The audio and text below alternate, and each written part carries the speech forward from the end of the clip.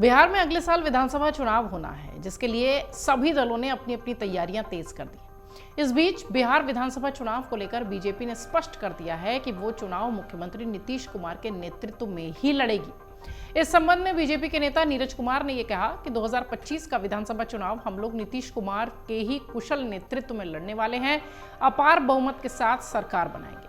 हमारी पार्टी के केंद्रीय और राज्य नेतृत्व दोनों का यही फैसला है। इसके साथ ही बीजेपी के प्रदेश अध्यक्ष सम्राट चौधरी ने भी इस बात की घोषणा की कि बिहार में बीजेपी नीतीश कुमार के नेतृत्व में ही आगे रहेगी। लोकसभा सीट बंटवारे के समय सीट घटाए जाते समय ही भारतीय जनता पार्टी की ओर से जनता दल यूनाइटेड यानी जेडीयू को इस बात का आश्वासन दिया गया था कि और बाकी घटक दलों ने भी उसी को देखते हुए कम सीटों पर समझौता किया था और आपको विधानसभा चुनाव में सहयोग मिलेगा और शायद वही सहयोग इस रूप में दिखाई पड़ रहा है। लोग लगातार ये सवाल कर रहे थे कि क्या 2025 के विधानसभा चुनाव में बीजेपी सीएम नीतीश कुमार के नेतृत्व में चुनाव लड़ेगी।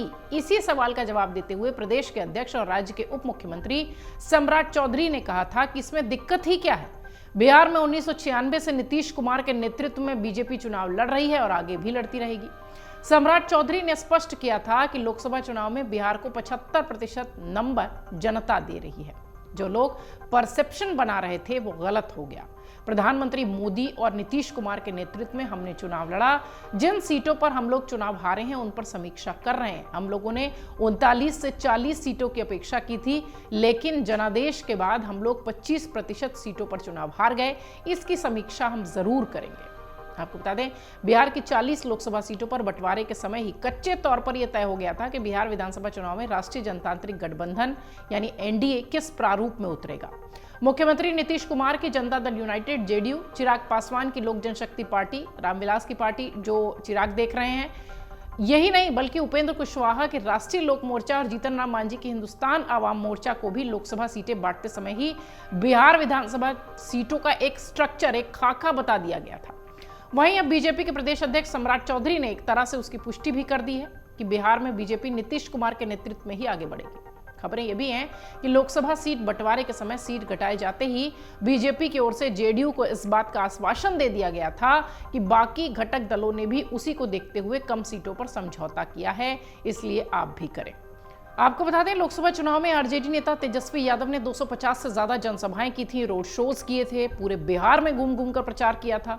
इसके बावजूद भी चुनावी नतीजों में आरजेडी को 23 में से केवल 4 सीटों पर जीत हासिल हुई। वहीं एनडीए ने 40 में से 30 सीटों पर जीत हासिल की, लेकिन इसके वोट शेयर में काफी गिरावट आई है। इसके बाद एनडीए के उम्मीदवारों की जीत का अंतर भी काफी कम रहा। इस चुनाव में बीजेपी की तुलना में जेडीयू ने बेहतर स्ट्राइक रेट दर्ज की है। ऐसे में सवाल यह है कि अगले साल होने वाले विधानसभा चुनाव में सरकार किसकी बन सकती है। वहीं चर्चा इस बात की भी है कि नीतीश कुमार जल्द ही राज्य में विधानसभा चुनाव करवाना भी चाहते हैं ताकि एनडीए के पक्ष में जो जनता का रुझान है उसका फायदा उठाया जा सके। लेकिन अब देखना यह है कि राज्य में विधानसभा चुनाव कब होते हैं और किसको जीत मिलती है। फिलहाल एनडीए की तरफ से यह स्पष्ट हो चुका है, बीजेपी की तरफ से यह स्पष्ट हो चुका है कि वो एनडीए गठबंधन में जेडीयू के साथ ही नीतीश कुमार को नेता मानते हुए बिहार में विधानसभा चुनाव लड़ेंगे। अगर आप ये वीडियो YouTube पर देख रहे हैं तो हमारे चैनल को सब्सक्राइब करें और बेल आइकन को दबाना ना भूलें। अगर आप Facebook पर ये वीडियो देख रहे हैं तो हमारे पेज को लाइक करें।